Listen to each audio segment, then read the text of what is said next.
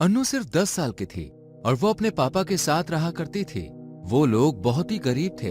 वो दोनों त्योहार के मुताबिक चीजें बेचा करते थे और ऐसे में रक्षा बंधन का त्योहार आया। अन्नू भी अपने पापा की मदद करने के लिए रास्ते पर राखियां बेचने चली गई। राखी ले लो राखी, सिर्फ 10 रुपए में राखी। अन्नू चिल्ला चिल्लाकर ग्राहकों को आकर्षित करने की कोशिश कर रही थी, लेकिन कोई उसके पास राखी खरीदने आ ही नहीं रहा था। वो बेचारी सुबह से शाम तक बैठी रही, लेकिन उसकी एक भी राखी नहीं बिकी। शाम के वक्त राजू अपने घर की ओर जा रहा था और तभी उसने अन्नू की आवाज सुनी।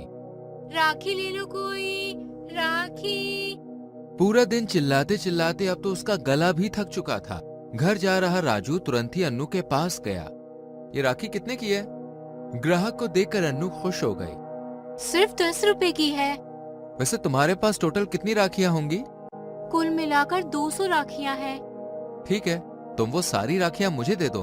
सारी राखियां? तुम मजाक तो नहीं कर रहे हो? नहीं, और ये लो पूरे 2000 रुपए। अन्नू बहुत खुश हो गई। उसने जल्दी जल्दी थैली में सारी राखियां डाल दी और राजू को दे दी। राजू अन्नू को 2000 रुपए देकर वहां से निकल गया।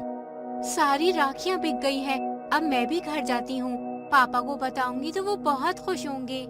अन्नू छोटी थी और बहुत भोली भी थी। वो तुरंत ही घर पहुंच गई। आज उसके पापा भी जल्दी घर आ गए थे। कितनी राखियां बेची अन्नू बेटा? पापा आज मैंने सारी राखियां बेच दी। सारी राखियां? भला वो किसको बेची? एक लड़का आया था, उसने सभी 200 राखियां खरीद ली। शाबाश बेटा, लाओ उन 200 राखियों के 2000 रुपए दे दो मुझे। अन्नू ने तुरंत ही 2000 रुपए अपने पापा को दे दिए। उसके पापा ने पैसों के नोट अपने हाथ में लिए कि तुरंत ही उनको डाउट हुआ। उन्होंने तुरंत नोट चेक किए। नोट देखते ही उनके चेहरे का रंग ही बदल गया। बेटी, वो लड़का तुझे ठग गया। उसने तुझे नकली नोट दे दिए हैं। क्या? ये नकली नोट है? हाँ बेटी, नोट तो नकली दिए, ऊपर से हमारी सारी राखियां भी ले गया। सॉरी पापा, मुझे पता नहीं था कि ये नकली नोट है। हाँ, कोई बात नहीं बेटा, हमारे नसीब में नुकसान लिखा हुआ था तो हो गया। आगे से ध्यान रखना और नोट चेक करके लेना। बेचारी अन्नू को बहुत दुख हुआ कि किसी ने उसके साथ ऐसा छल किया। अगले दिन वो फिर से दूसरी राखियां लेकर उसी जगह बेचने के लिए खड़ी हो गई। राखी ले लो, राखी, 10 रुपए में राखी। अनु रोज की तरह चिल्लाते हुए ग्राहकों को बुला रही थी, लेकिन आज भी कोई नहीं आ रहा था। इस वजह से वो आज भी उदास थी। और तभी अचानक राजू वहां आ गया। अनु उसे देखते ही पहचान गई कि ये तो वही लड़का है जिसने उसे ठगा था। तुम तो वही हो ना जो कल मुझे 2000 के नकली नोट देकर मेरी राखियां ले गए थे? हाँ, मैं वही हूँ। क्यों किया तुमने मेरे साथ ऐसा? ताकि मैं तुम्हारी मदद कर सकूं। मुझे नकली नोट देकर तुमने सारी राखियां ले ली मुझसे। इसमें मदद कहाँ से हुई? दरअसल कल मैंने देखा कि तुम्हारे पास से कोई भी राखियां नहीं खरीद रहा। इस वजह से तुम उदास बैठी थी। मुझसे देखा नहीं गया, इसलिए मैंने तुम्हारी सारी राखियां खरीद ली।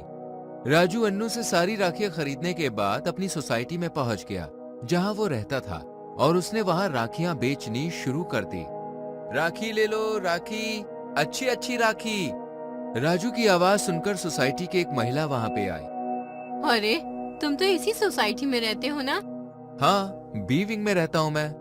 फिर तुम ये राखियां क्यों बेच रहे हो? किसी की मदद करने के लिए। वेरी गुड बेटे। वैसे कितने की है राखी? कोई भी राखी ले लीजिए, सिर्फ 20 रुपए में। उस महिला ने राजू से 5 राखियां खरीद ली। उसके जाने के बाद राजू फिर से आवाज लगाने लगा। राखी ले लो राखी, सिर्फ 20 रुपए में राखी।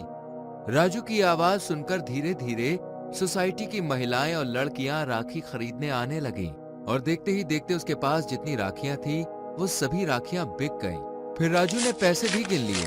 उसने 200 राखियां 20-20 रुपए में बेचकर पूरे 4000 रुपए कमाए थे। मैं कल ही जाकर ये सारे पैसे उस लड़की को दे आऊंगा, बेचारी खुश हो जाएगी। तो इस तरह मैंने तुम्हारी 10 रुपए वाली राखियां 20 रुपए में बेचकर दुगना मुनाफा किया। सच में? तुम तो बहुत होशियार हो। हाँ, और ये लो वो 4000 रुपए। बेचारी अन्नू को पछतावा हुआ कि जिस लड़के को वो ठग समझ रही थी, वो तो उसकी मदद करना चाह रहा था। मुझे माफ कर दो, मैंने तुम्हें गलत समझा। कोई बात नहीं, लेकिन अब तो तुम खुश हो ना? तुम्हारी सारी राखियां बिक गई हैं। हाँ, मैं बहुत खुश हूँ। क्या मैं तुम्हें राखी बांध सकती हूँ? हाँ जरूर, आज से तुम मुझे अपना भाई ही समझना। राजू की ये बात सुनकर तो अन्नू और भी खुश हो गई। उसने तुरंत ही राजू के दाहिने हाथ की कलाई पे राखी बांध दी। वैसे भी मैं तुम्हारे लिए कुछ लाया हूँ, ये लो।